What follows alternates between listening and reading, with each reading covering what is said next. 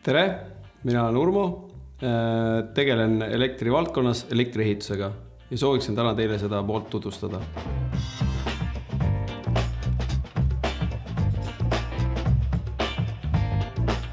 Kuidas sattusid elektrivaldkonda ja kaua oled valdkonnas tegutsenud? Elektrivaldkonna sattusin võib-olla isegi juhuslikult, aga pigem antis selleks tõuke see, et mu isa tegeles elektriga. Ja hetkeks olen tegelenud sellega juba 25 aastat. Mis sulle meeldib elektrivaldkonnas? Elektrivaldkonnas meeldib see, et tulevad uued tehnoloogiad peale, asjad on pidevalt muutuses ja et saab ennast kogu aeg arendada. Mida täpsemalt teed elektrivaldkonnas?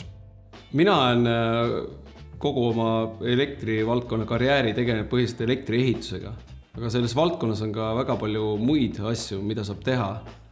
Kas siis töötada kus võrguettevõttes, töötada nõrkvoolu peal, paigaldada päikesepaneele, mida iganes.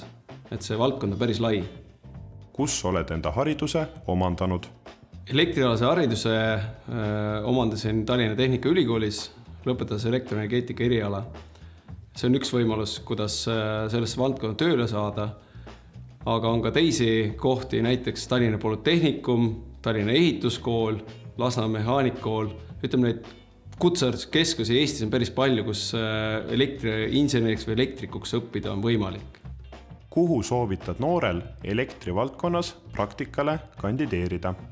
Kõigepealt pead sa välja mõtlema, mida sa täpselt teha tahad. Kas sa tahad olla projekteerija, paigaldaja, töötada välitöödel, sisetöödel. Et kui sa selle oled ära otsustanud, siis saab hakata konkreetsete ettevõtete poole pöörduma. Kus kohast leida praktikakohti? Kõigepealt soovitan ringi vaatama tutvusringkonnas, kas keegi oskab sulle soovitada mõnda firmat. Siis, kui sa oled need firmad leidnud, siis pöördu nende poole otse, ära kirjuta, helista ja mine kohale.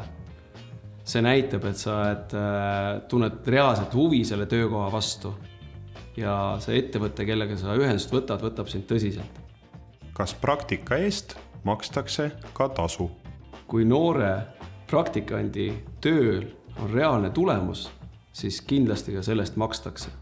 Räägi ühest põnevast projektist, millega oled tegelenud. Esimesena meenub kohe radarimastide ehitus rannikule. See tähendas 20 radaripositsiooni ehitust koos sellega seonduvate tehnosüsteemidega. See oleks diiselgeneraatorid, sidelahendused, loomulikult elekter ise, aiad ümber mastida, mis iganes. Ja eriti põnevaks tegi see, et pooled mastid asusid väikesaartel. See tähendas, et sinna teinekord ei olnud võimalik ligi pääseda. Ükskord olime Osmussaarel veebruarikuus ja see laev, mis meid sinna viis, läks katki. Et meil oli tõsine hirm, et kas me üldse tagasi saamegi. Õnneks päästsid kalalaevad meid ära. Kas elektritööde tegemine on ka ohtlik? Õige vastus on ei ja jaa. Nagu enamus ehitustöid tehakse ka elektritöid pingevabas keskkonnas. Aga teinekord on vaja ka pinge all tööd teha ja iga õige elektrik saab elus paar korda särakat. Anna üks soovitus noorele, kes on elektrivaldkonnast huvitatud. Ära karda eksida, ei ole sihikindel ja sellest ei piisa, võta noolega kapist.